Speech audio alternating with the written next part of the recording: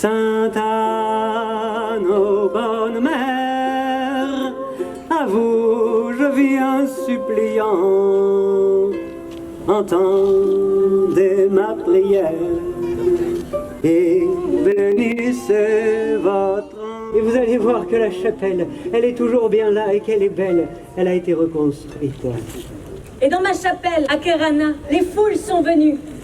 Et vous, peuple celte, breton, vous êtes sous ma garde. Madame Sainte-Anne, après 5 mois de troménie, à travers tous les diocèses, vous voilà donc de retour chez vous à Kerana. Ici, le ciel a rencontré la terre.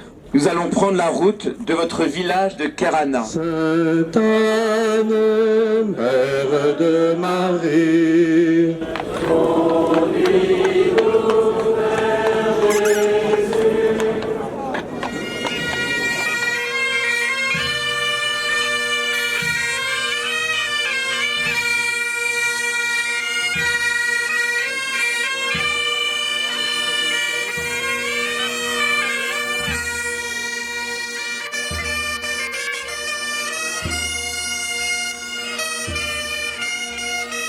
on a vécu cette journée avec beaucoup de foi, de ferveur, de prière et surtout d'action de grâce. Parce que la Troménie, c'est une opération logistique énorme, mais nous n'avons eu aucun incident majeur. Et déjà, rien que pour ça, nous rendons grâce à Dieu. Chaque journée, la paroisse qui nous recevait avait compris l'esprit de la Troménie et avait organisé sa journée de manière admirable et remarquable, avec beaucoup de prière, beaucoup de ferveur et beaucoup d'évangélisation. Sainte Anne nous a donné toutes les grâces nécessaires pour être portés. Elle souhaitait cette Troménie de Sainte Anne. Elle souhaitait que l'on puisse venir voir chaque Morbihanais là où ils habitent, chez eux, dans leur ferme, dans leur village, dans leur maison.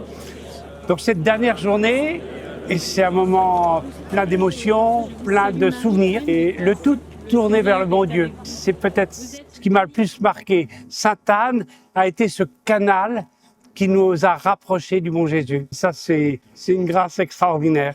Nicolazic, ne craignez rien. Mezoana ma Marie. Frères et sœurs, c'est à la suite d'Yvon Nicolazic que nous suivons le flambeau de Sainte Anne. Dieu notre Père, nous te remercions d'avoir donné à notre pays ton serviteur Yves Nicolazic. Il nous entraîne à la suite de Jésus par l'exemple qu'il nous a laissé.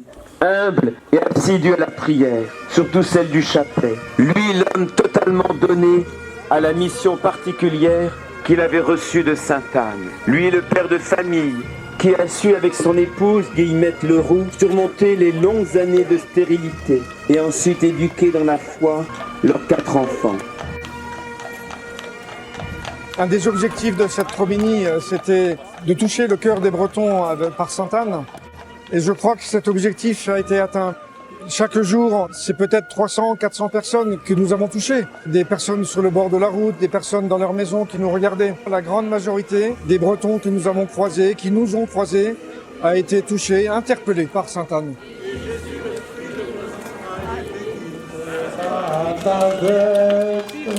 À regarder ton cœur, Sainte Anne, ô bonne mère, vers toi montent nos chants, entends notre prière et bénis tes enfants.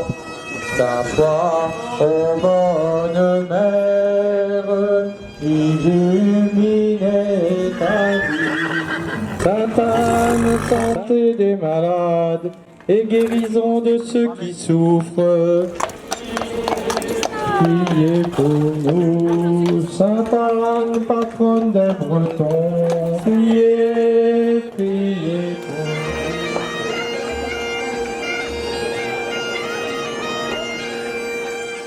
nous. Me voici, Seigneur, je viens faire ta volonté. Sainte Anne, Mère de Marie, conduis-nous vers Jésus, héritière du royaume de Dieu. L'objectif que nous avait donné notre évêque, c'était de souffler sur les braises de la foi en Bretagne, parce qu'en Bretagne, il y a des braises. Maintenant, à nous d'entretenir ces braises, bien évidemment.